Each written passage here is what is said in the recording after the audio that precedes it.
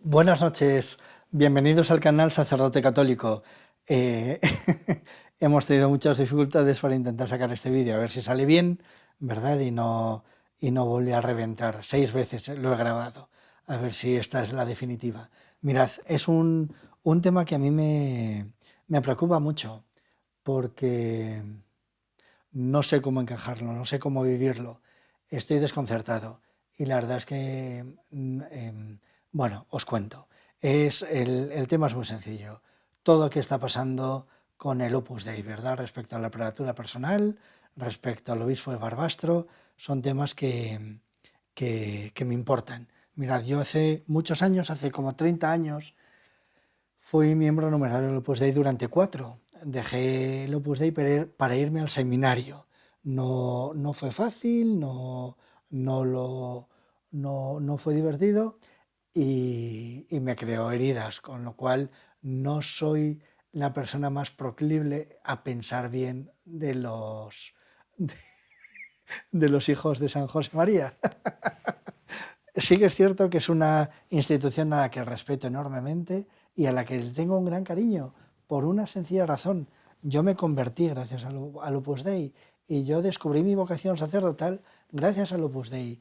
Y en un momento muy difícil pude perseverar gracias a la formación que me habían dado en el Opus Dei. No tanto por lo que hacía de cura, sino porque realmente soy sacerdote de Jesucristo. Y lo voy a ser para siempre. Y eso es lo que me ayudó a tirar para arriba en momentos difíciles. La formación real, realista, la formación cimentada en la objetividad que se vive en el Opus Dei. Pues bien, les estoy muy agradecido, rezo mucho por ellos y me preocupa mucho estas cosas porque realmente seguí mucho todo el itinerario jurídico del Opus Dei hasta llegar a la prelatura personal. Y me ha desconcertado lo que se ha vivido últimamente respecto a la ley canónica. ¿Por qué? Porque si hay alguna ley estable, si hay alguna ley que no cambia gratuitamente, es la ley canónica. Mirad, durante muchos siglos eh, la ley canónica estaba muy dispersa. Cuando en Europa todos empezaron a hacer códigos, la Iglesia se lo tomó despacito, a su tiempo. Fijaos, si el código de derecho francés es napoleónico, de 1800 poquito, la Iglesia tardó un siglo más, hasta 1917, en crear la primera compilación definitiva de todo el ordo canónico en el Código de Derecho Canónico. Luego, posteriormente, se volvió a corregir para adaptar el derecho canónico a las nuevas instituciones del Concilio Vaticano II, pero no se ha tocado mucho más. Y de pronto, en 10 años, han empezado a cambiar muchas normas, muchas leyes, eh, como al albur de la voluntad del Papa, como con una... O sea, que parece una cierta arbitrariedad a la hora de los cambios legislativos que están ocurriendo. No se explica nada. Mirad, hubo un gran cambio pero que no afectó la ley canónica, sino que afectó a unos estatutos de una institución privada. Pero es que ahora sí que se ha tocado el derecho canónico con las prelaturas personales. Se inventaron las prelaturas personales hace ya casi 40 años, ¿verdad? Bueno, 20 años o 40, ya no me acuerdo. En fin, hace unas cuantas décadas. Y, y de pronto ahora se vacían de contenido, se cambia la legislación y parece que es todo para afectar a una única prelatura personal. Mirad, esto tiene más importancia de lo que al principio parece. La prelatura personal eh, era una parte de la estructura jerárquica de la Iglesia y de pronto ahora lo han reducido a una situación análoga a una asociación clerical, cuando la inmensa mayoría de los miembros del Opus Dei son laicos.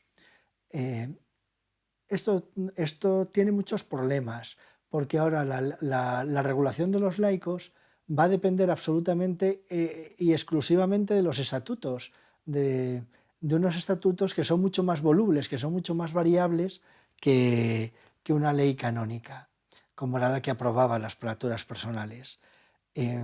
Esto tiene consecuencias. Para empezar, porque al ser simplemente una asociación clerical, va a depender todo de la buena voluntad de cada obispo a la hora de la pastoral de los sacerdotes, cuando antes realmente tenía un blindaje muchísimo mayor. A lo mejor esto es lo que realmente han querido despojar al Opus Dei de ese blindaje, ¿verdad? Para dejarlo a la intemperie, para dejarlo expuesto al buen o mal criterio de cada obispo. Por otro lado, los laicos ya no pertenecen al Opus Dei. Tienen que ver cómo encajarlo. Seguramente es fácil, o sea, hay un encaje muy fácil, que es vincularlos a la institución de cualquier modo. Pero es más difícil en ver cómo encajar a los numerarios y a los agregados, a todos aquellos que dependen realmente de la prelatura. Un supernumerario, al final, han pasado por tantos avatares en la historia reciente de la Iglesia, han llegado incluso a tener votos, que era lo más contrario al espíritu del Opus Dei, que eran ni votos, ni botas, ni botines, ni botones. Mi sotana no tiene botones, las de los numerarios sí. Perdonadme, soy muy tonto. Hay una cosa muy importante. Todo el problema que viene es, al margen de lo que le afecta al Opus Dei, que al final no le va a afectar demasiado. Primero, porque el Espíritu Santo ayuda. Segundo, porque tiene gente muy inteligente y muy bien preparada, que van a saber hacer encaje y bolillos con el derecho canónico para buscar una solución adecuada a su situación, como lo han encontrado siempre en toda la historia del Opus Dei. Por otro lado, los supernumerarios, que serían la parte más sensible, más débil, bueno, si es que se puede decir débil en la obra, cuando todos tienen una formación muy potente, ¿verdad? Pues los supernumerarios saben perfectamente lo que tienen que hacer. Da igual si son o no son jurídicamente el Opus Dei. Saben que van a seguir cumpliendo sus normas, el espíritu de la obra, seguirán haciendo sus apostolados, seguirán viviendo las costumbres y las tradiciones de la obra, y punto. Y les da igual si les lleva un cura, si les lleva un obispo o si les lleva Rita la cantaora. Que digo yo que alguna directora de centro se llamará Rita. Bueno, no me preocupa lo que va a pasar en la obra. ¿Por qué?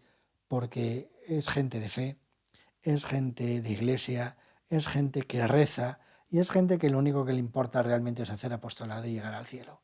Así que no es el problema. El problema son los que vendrán después, los que vienen detrás. Mirad, si yo estoy montando una asociación de fieles, tengo una asociación pública de fieles, perdón, una asociación privada de fieles, y de pronto el obispo me pide que la convierta en una asociación pública de fieles, que es, por ejemplo, lo que pasó en las congregaciones marianas de la Asunción, que hace muy poquito han pasado de asociación privada a asociación pública porque se fiaron de don Antonio María Rocco Varela. Pues yo ahora no me haría una asociación pública de fieles. Me daría miedo que un obispo me pueda controlar. No sé qué consecuencias podría haber. Y lo peor de todo es que no sé si dentro de 20 años van a cambiarme el régimen jurídico.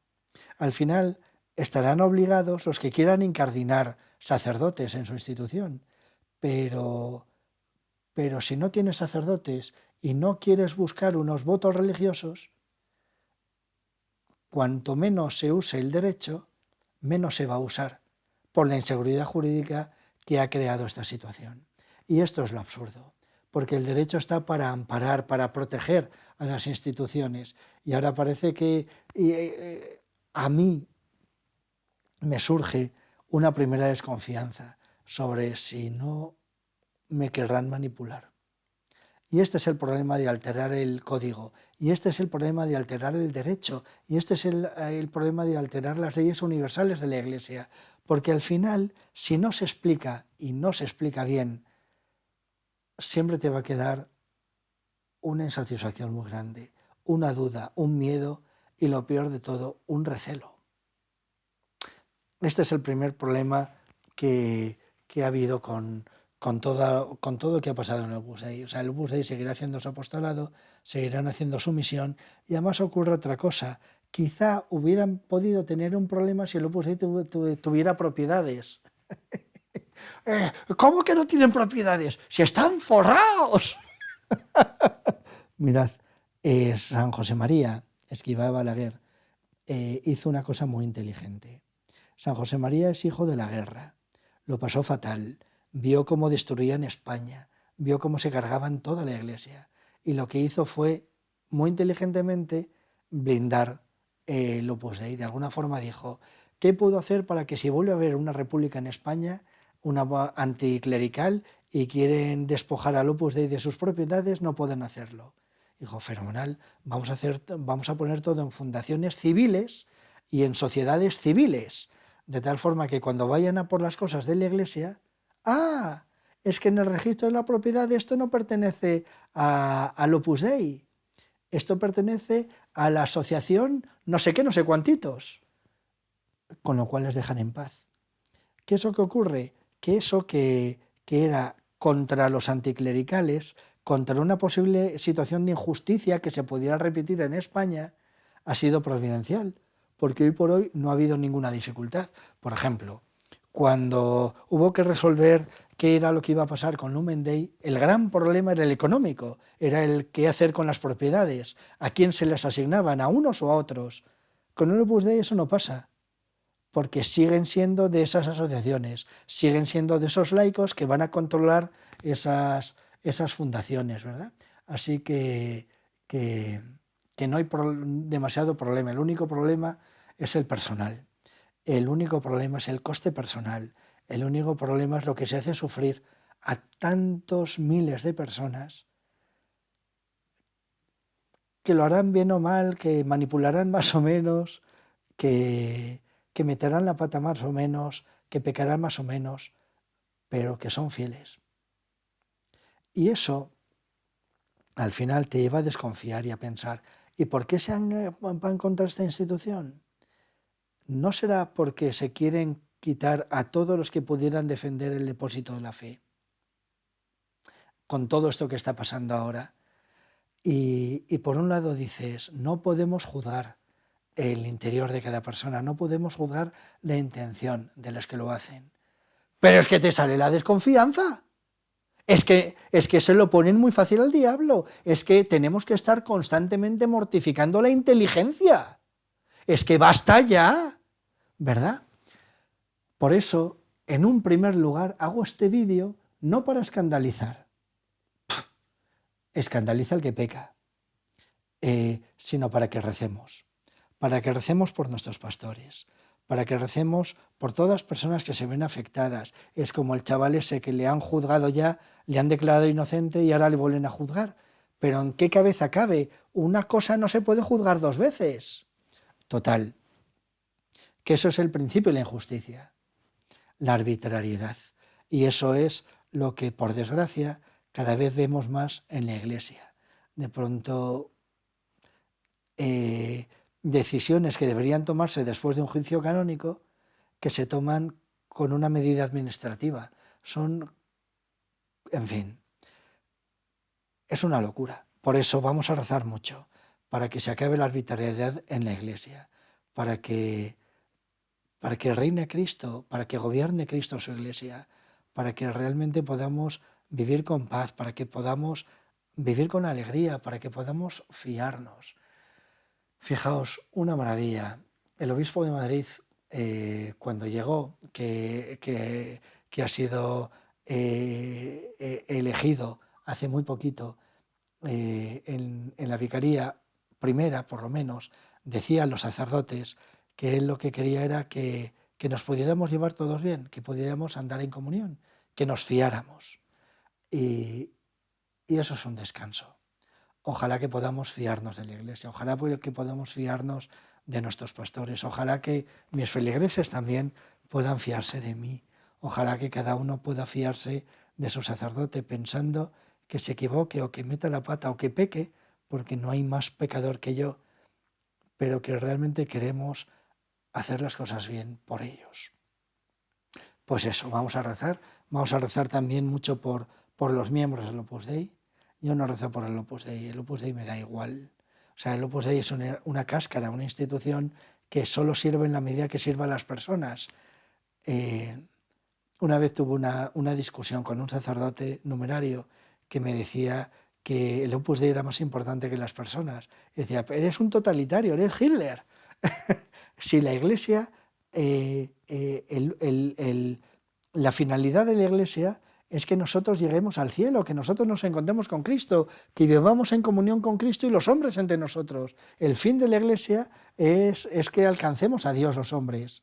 Por eso la Iglesia no está por encima del bien personal de nadie, sino a su servicio. Pues el Opus Dei igual, está al servicio de cada persona. A mí lo que me interesa son las personas que están en el Opus Dei. Esas son las que hay que salvar, esas son las que hay que proteger, esas son las que hay que cuidar.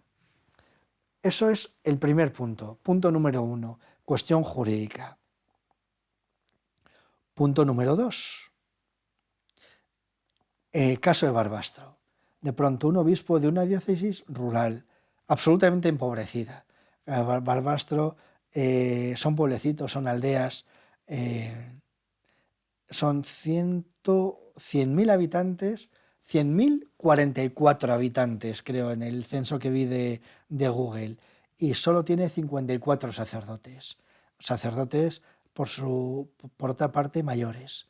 Sacerdotes que se pasan la vida recorriendo pueblecitos, celebrando los sacramentos, administrando la gracia de Dios. Y de pronto coges a un sacerdote que no sé si tiene 4 o 7 pueblos y le dices, vas a ser rector de un santuario gigantesco, enorme, simplemente porque es el cura más cercano. Y ya con sus añitos, ¿verdad? Y por otro lado le dices, no, vale, pero como estoy pactando con los del Opus Dei, entonces vas a ser rector, pero no vas a regir, porque el tema económico lo van a llevar los de la obra, el tema pastoral realmente lo llevan los de la obra, todo es el tema espiritual. En el fondo es como una especie de censor, que no digan herejías. Es que me hace mucha gracia la posibilidad de herejías en el Opus Dei. En fin, bendito sea Dios. El tema es, ¿qué está pasando? No, es que la Virgen es de la diócesis. Vale. Es un horror, ¿verdad? De pronto hay una conciliación en el que se intenta manipular para que si aparecen los de la obra, entonces resulte que es que están aceptando unas reglas de juego nuevo, que es anular un contrato anterior de 1962. En fin, yo no sé lo que pasa. Yo lo que veo es que solo hay dos opciones. O que sea un tema económico, o que sea un tema del bien de las almas. Si es un tema económico, hay que pensar una cosa muy sencilla. El santuario de Torre Ciudad es absolutamente deficitario. ¿Sabéis de dónde saca el dinero Torre Ciudad? Porque que esto es manifiesto. Con las visitas que tiene Torre Ciudad, con el inmenso dinero que dejan las visitas de Torre Ciudad, no se mantienen ni las farolas. El poderío económico de Torre Ciudad son todos los amigos de Torre Ciudad que reservan una parte de su sueldo, un tanto por ciento de su sueldo, para entregarlo desde cualquier parte de España y del mundo al santuario de Torre Ciudad, por una cierta dependencia que tienen espiritual con el santuario, que depende del Opus Dei. Si tú lo que estás intentando es quitar el Opus Dei del santuario para quedarte con el dinero, te vas a quedar con un edificio que no vas a poder mantener y que en 30 años se va a hundir. ¿Que quieres quedarte con la Virgen? Vale, pues mira el tema de cómo han sido los contratos y no intentes anularlos, sino mira qué se hizo, si era una cesión, si era un usufructo, si era una donación, si era una compraventa, no sé lo que sería, y me da igual, se resuelve y ya está. Pero a mí lo que me da la sensación a veces es que todo depende de que los de Torre Ciudad paguen más. Y eso sería muy triste. Si hay algo que funciona, no lo toques por dinero. No lo toques por dinero. Si es, vamos a ver, ¿cuántas actividades pastorales puede tener la diócesis de Barbastro? ¿Cuánta gente puede aglutinar el santuario? Pues a lo mejor es bueno renunciar a una pasta porque las cosas sigan yendo bien. Ahora, si realmente es un tema pastoral, que a veces encubrimos ciertas situaciones en la pastoral, ¿verdad? Todo ahora es pastoral, ¿verdad? Las bendiciones son pastorales, todo es pastoral. Pues bien, si lo que buscamos es el bien de las almas y el señor obispo de la diócesis de Barbastro cree que se está haciendo mal, échales, no pactes. ¿Para qué pactas? Échales. Con lo cual, al final, lo que tenemos que hacer es lo mismo, suspender el juicio, volver a renunciar a lo que la inteligencia nos dice y rezar. Rezar por el obispo, porque tiene un alma que salvar, rezar por su equipo, rezar por los que le aconsejan y rezar por los sacerdotes y por todo el equipo de Torre Ciudad. Rezar, rezar y rezar. Esto ya lo estoy publicando justo antes de irme a la cama. Lo he revisado, lo he rezado y me daban ganas de borrar todo el vídeo, porque sinceramente a mí todo esto me escandaliza.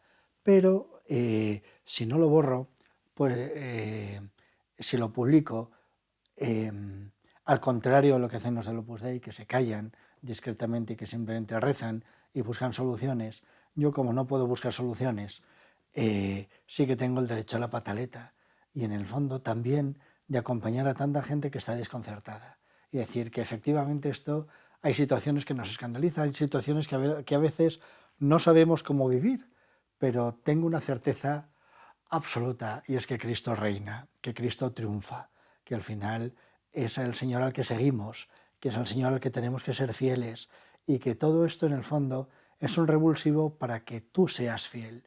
Me da igual si los demás no lo sean, pero si tú y yo somos fieles, ya habrá dos que estén con Jesús, pues vamos a tratar de tirar para arriba nosotros y vamos también a cuidar a la gente que puede estar sufriendo y que nos necesita, ¿verdad? Un testimonio de alegría, un testimonio de esperanza, sabiendo que cualquier injusticia que se pueda vivir en esta vida, cualquier situación rara que se pueda vivir en esta vida, no pasa nada, no importa nada, porque lo único que me importa es llegar al cielo. Y a veces estas circunstancias, si las sabemos vivir con alegría y amando y viviendo en comunión con la Iglesia, a pesar de los pesares, como decía San José María, todo esto nos servirá para bien, todo esto nos llevará al cielo y el Señor estará contento con nosotros. Y a mí, sinceramente, lo único que me importa es que Jesús esté contento conmigo. Pues bendito sea Dios. Y que Dios os bendiga con las dos manos, con todo lo que con todo su amor, con toda su gracia. Que ojalá que todo esto sea un revulsivo para que nosotros seamos más fieles, más sinceros, más sencillos y más amables. Bendito sea Dios.